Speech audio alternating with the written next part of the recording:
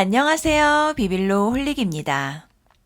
미 연준이 인플레이션을 잡기 위해 연이어 기준금리를 크게 인상하면서 세계의 달러가 미국으로 모이고 신흥시장에는 달러가 모자라는 상황입니다.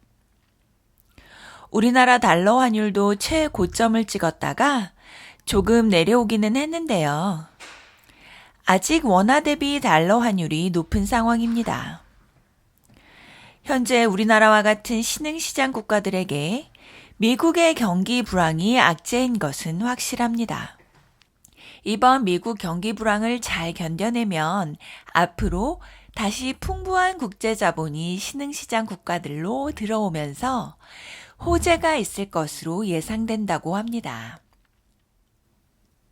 관련 기사가 있어 읽어보았습니다. 영국 파이낸셜 타임스 2022년 10월 3일 기사입니다. 이 기사를 기고하신 분은 데이빗 루빈 씨로 시티은행의 신흥시장 부문의 최고 책임자시네요. 미국의 불황이 오면서 미국의 이자율이 높아지고 달러가 강해졌습니다.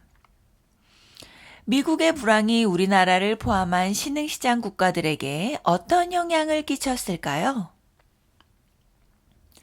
첫째, 국제자본 시장에 접근하기가 어려워졌습니다.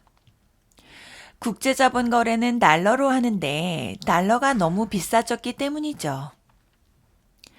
국제자본 시장에서 돈을 융통하기가 어려워졌다는 이야기입니다. 두 번째는 국가 채무 불이행의 위험이 높아졌습니다. 한번 예를 들어볼까요? 2021년 1달러가 1,000원일 때 1달러를 빌려왔고 현재 2022년에 갚아야 한다고 가정해보죠. 현재 1달러에 1,300원 정도 하니 1,000원의 빚이 1,300원으로 불어난 것이죠. 그래서 달러 빚이 많은 저개발 국가들이 빚을 갚지 못하는 위험이 커진 것입니다. 마지막 세 번째는 달러 가치가 너무 높아지면서 상대적으로 다른 국가들의 통화 가치가 낮아져서 물가가 불안정해졌습니다. 달러를 주고 수입해오던 물건들의 가격이 치솟았기 때문이죠. 석유를 예로 들면 국제유가 자체가 상승한 데다가 달러까지 상승하니 석유값이 매우 비싸졌습니다. 그러니 다른 물가들도 덩달아 다 상승했죠. 필자는 이런 좋지 않은 상황 속에서도 국제자본은 신흥시장으로 결국 다시 돌아올 것이라고 합니다. 믿고 싶으면서도 한편 믿기 어려운 이야기인데요. 이 주장에는 역사적 근거가 있습니다. 근래 30년 동안 있었던 두 번의 에피소드가 바로 그 역사적 근거인데요. 1990년대 초 불경기 후의 붐, 2008년 서브프라임 모기지 사태 후의 붐입니다. 1990년대 시작된 불황은 8개월 지속되었고 2007년에 시작된 불황은 18개월 지속되었다고 하는데요. 불황이 끝나갈 무렵 미국은 다시 통화 정책을 완화했고 자본이 다시 미국에서 신흥시장으로 흘러들어갔습니다.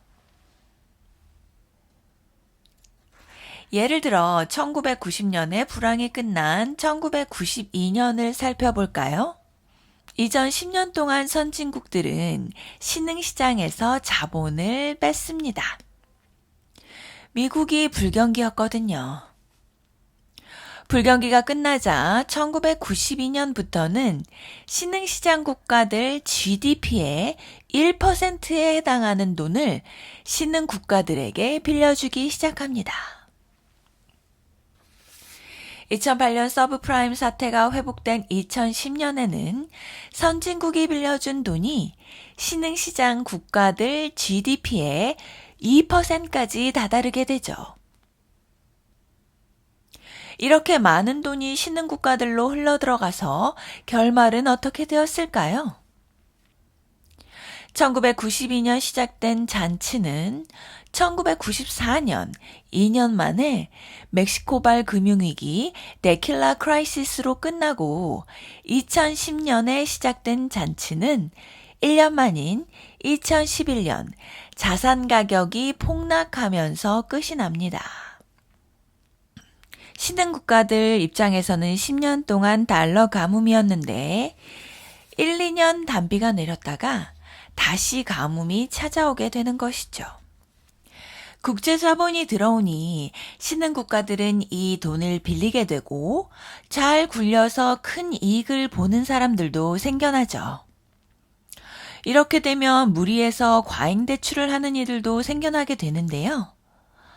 어떠한 계기로 선진 국가들이 자금을 빼기 시작하면 신흥경제국은 과도한 대출을 갚을 능력이 없어 금융위기를 겪게 되며 달러 잔치가 끝나게 됩니다.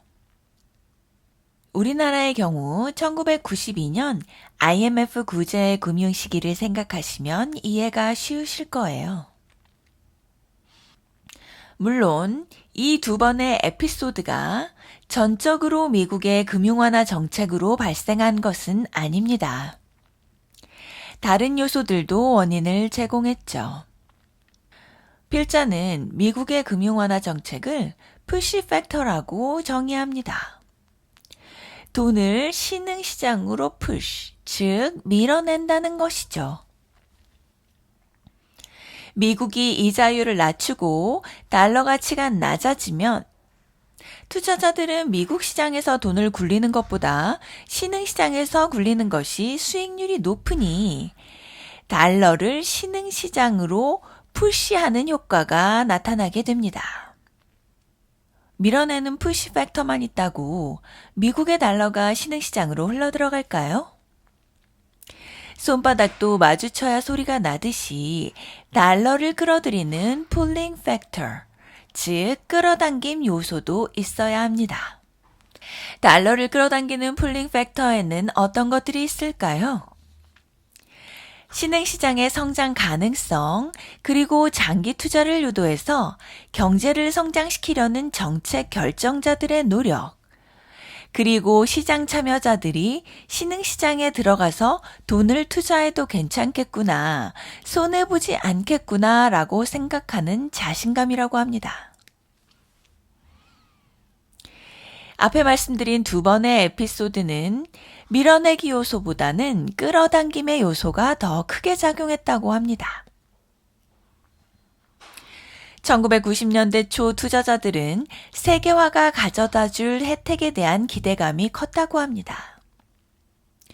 그리고 멕시코, 터키, 태국과 같은 나라들이 관세 장벽을 낮추는 등 해외 자본 유치를 위해 많은 노력을 했고요.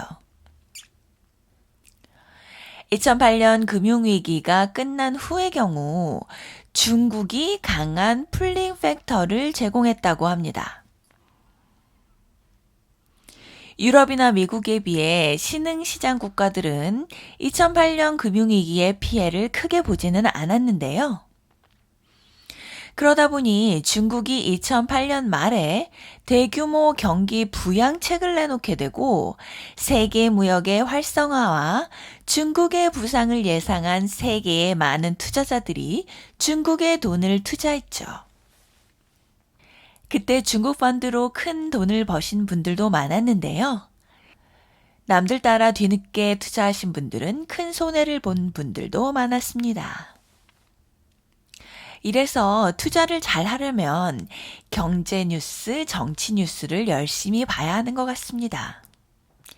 정치 뉴스에서 정책을 파악하고 그 후에 경제에 어떤 영향이 있을지를 예상해야 투자에 성공하는 것이죠. 남들 다 할 때 따라하면 실패하는 확률이 높은 것 같습니다. 요즘 신흥시장에서는 이렇게 강력한 풀 팩터가 아직은 없다고 합니다. 세계 무역이 감소했고 보호무역주의가 재부상하고 있죠. 인도네시아나 베트남을 제외하면 경제개혁에 나선 나라도 없습니다. 지금은 이렇다 할 풀링 팩터가 없으니 국제 자본이 다시 신흥시장 국가들로 흘러 들어오려면 푸시 팩터에 의존해야 할 것 같습니다. 즉 간단히 말하자면 미국이 이자율을 내려야 한다는 것이죠. 하지만 미 연준이 꽤 오랫동안 높은 이자율을 유지할 것이라고 발표한 상황이라 염려됩니다. 우리나라가 금융 경쟁력을 키워서 이번 미국 불황이 지나고 다시 국제자본이 신흥시장으로 들어올 때 풍부한 국제자본의 혜택을 누렸으면 합니다. 과거처럼 경제위기로 끝나지 않고요. 함께 해주셔서 감사합니다. 이상 여러분의 국제감각을 응원하는 비빌로 홀릭이었습니다.